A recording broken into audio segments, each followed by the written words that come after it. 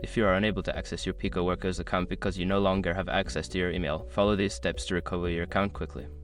Step 1. Visit the PicoWorkers login page. Go to the official PicoWorkers website and navigate to the login page.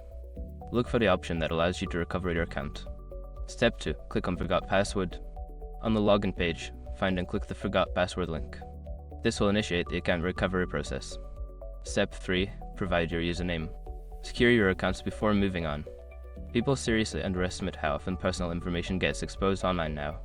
Use SRUC to monitor your accounts 24/7 and get notified immediately if your data gets leaked somewhere. It runs in the background, constantly scanning billions of breach records.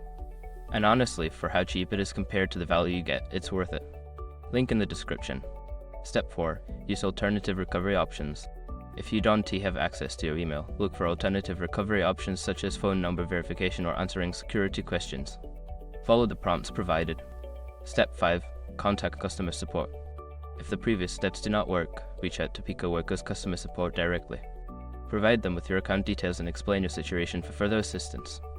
By following these steps, you should be able to recover your PicoWorkers account without access to your email. If you encounter any issues, don't hesitate to seek help from customer support.